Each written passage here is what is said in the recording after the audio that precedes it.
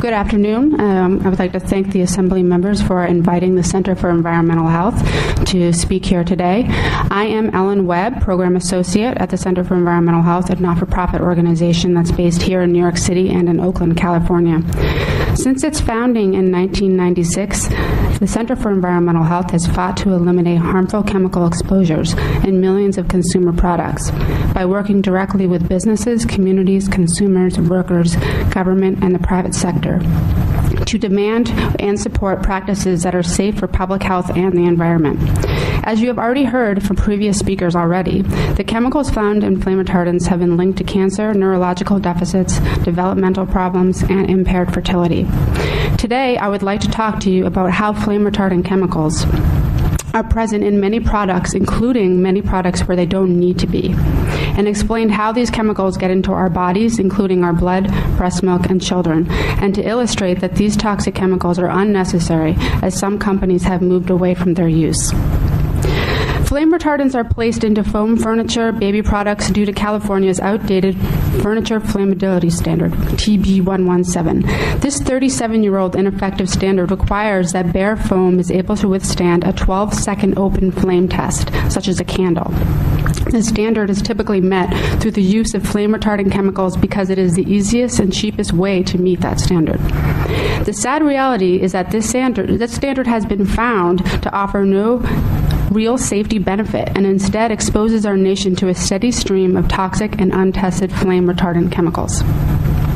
While the use of these flame retardant chemicals is common practice in foam furniture and baby products, what you might be surprised to know is that these flame retardant chemicals are also being used in products which are not required to do so by any standard or regulation. It has become extremely difficult to find foam that has not been treated with flame retardant chemicals. CEH has tested a broad section of typical nap mats that are used by child care centers. These are folding foam pads that children sleep on during nap time, and these products are not covered by the California's Furniture Flammability Standard or the Federal Mattress Standard. And yet, 100% of the foam nap mats CEH has tested contain flame retardant chemicals, including TDCPP.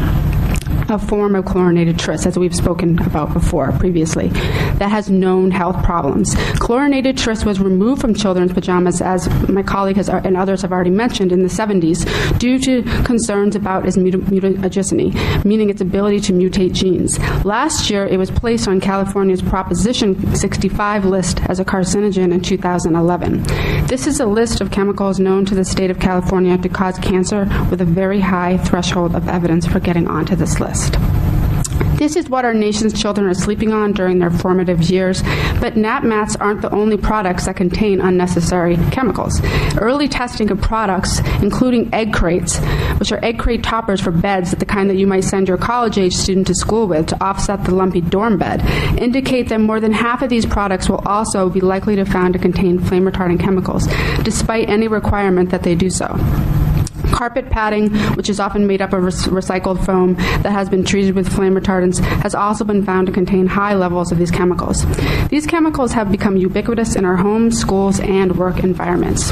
So how do these flame retardant chemicals get into our bodies? Well, you've already heard a little bit about this, but I'll explain a little bit more. Flame retardant chemicals are semi-volatile organic compounds and are problematic because they don't stay in the products in which they are placed. These chemicals continuously migrate out of the products into dust, food, soil, air, and water, where they can either be inhaled or ingested. Once in our bodies, they settle into our blood and fatty tissue and can be excreted in breast milk. Chemicals enter our bodies differently at different stages of our lives. So for fetuses and babies, the main route of exposure is across the placenta or through breast milk. Our nation's babies are being born pre-polluted by flame retardant chemicals, and many chemicals, including flame retardants, pass through the placenta. Evidence of this has been in many studies. Over 200 chemicals have been found in the cord of the blood of newborns, and in fact, one study found flame retardant chemicals in 100% of newborns tested. Infants' brains, organs, and reproductive systems are still developing, and as others have also mentioned today, exposure to toxic chemicals during these critical windows of development can cause subtle and permanent changes to health and affect their future abilities. One especially concerning study that was actually mentioned today by Dr. Hertzman from Columbia University School of Public Health that spoke earlier showed that children with high prenatal exposure to certain flame retardants scored an average of 5 points lower on IQ tests than children with lower prenatal exposure. This study, as she also mentioned, reveals that PBDE exposure can have the same impact on IQ as exposure to lead. Governments all over the world have restricted the use of lead in products because it is a powerful neurotoxin long known to reduce IQ. High levels of flame-retardant chemicals have been detected in what should be nature's most wholesome food, breast milk. American women's breast milk has been found to contain 10 to 100 times higher levels in Europe, where the flame-retardant chemicals were phased out much earlier. The pervasive nature of flame retardants in breast milk is of great concern given the persistence and bioaccumulative nature of these chemicals.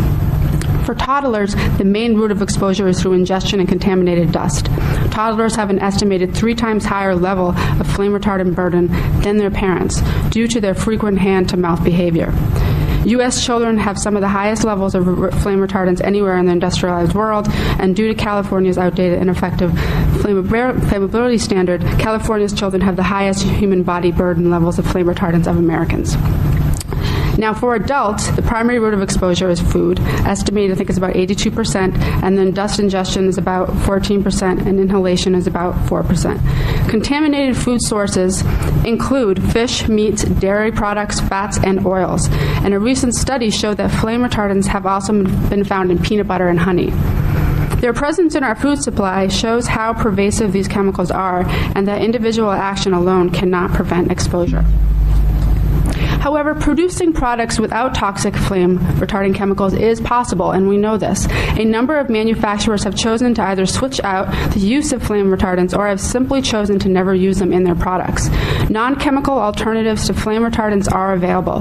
Major companies including Boppy, Baby Bjorn, Orbit Baby Products do not use flame retardants in their products. And through product redesign and the use of inherently fire-resistant materials, such as wool, rubber, latex, naturally resistant, these companies have managed to produce non-toxic children products. But these products need to be commonplace, not the exception to the rule. In closing, I would like to say the public has the right to expect that the chemicals manufactured, imported, and used in this country are safe. We need effective laws to provide current and future generations with this assurance. New York State needs to take efforts to protect our children and our families from toxic chemicals, including flame retardants, as well as the thousands of other untested chemicals that enter our state. The time is now for action at the state and federal level to protect the public's health and the environment. Thank you.